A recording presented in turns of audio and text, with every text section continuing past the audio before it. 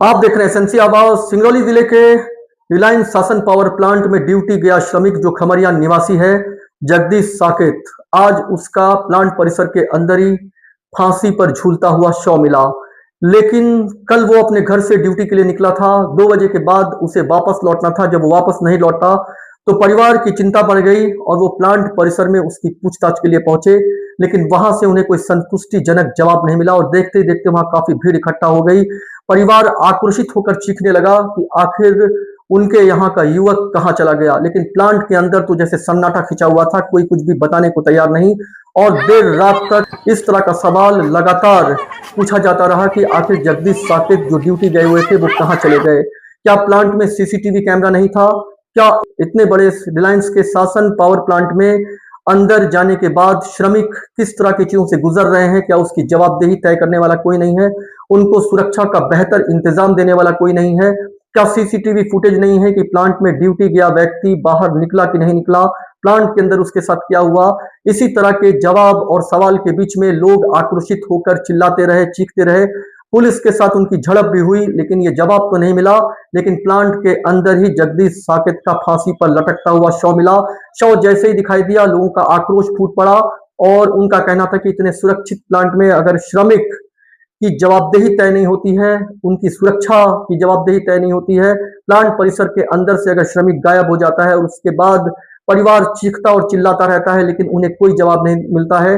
रात में 1 बजे तक इस तरह की चीजें चलती रही और उसके बाद जब श्रमिक का शव प्लांट के अंदर ही मिला तो लोगों का आक्रोश फूट पड़ा। लेकिन सवाल यह है कि प्लांट में जाने वाला श्रमिक प्लांट के अंदर से गायब हो जाने के बाद रिलायंस शासन पावर प्लांट आखिर 8 से 10 घंटे इस तरह के आक्रोश के मामले में ये क्यों नहीं तय कर पा रहा था कि उनका श्रमिक अगर अंदर आया है तो बाहर क्यों नहीं गया, उसके साथ क्या हुआ?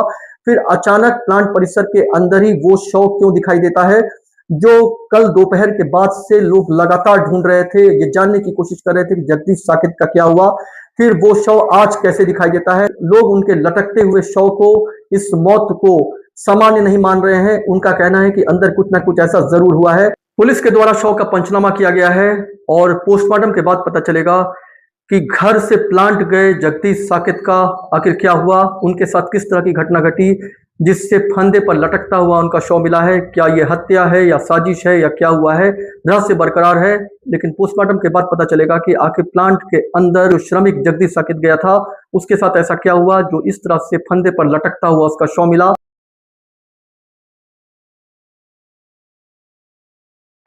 इनको मीडिया को और जो परिजन है वहाँ पे जाने देना चाहिए। जिस तरीके से कर रहे हैं ये तानाशाही है पूरी तरह से, और इन्हीं की वजह से कोई भी दंगा जब होता है तो प्रशासन की गलती की वजह से होता है। उसका कारण है कि लोगों से मिलने नहीं देते, उनसे बात नहीं करने देते, इसलिए लोगों के अंदर में गुस्सा पैदा होता है और लोग गलत जो है तरीके से किसी भी चीज़ को लेने से शुरू करते हैं।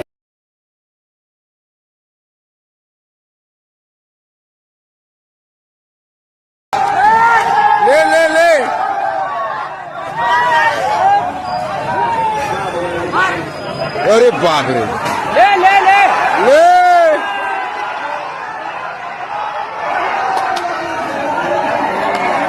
अरे बाप रे, ये हमारे शासन पावर का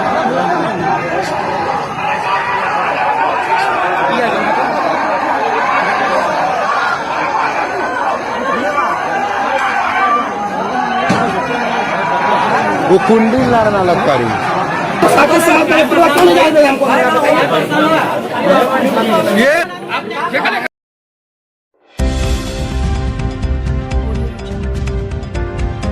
आप देख रहे हैं एसएनसी आवाज सैफी अब्बास के साथ।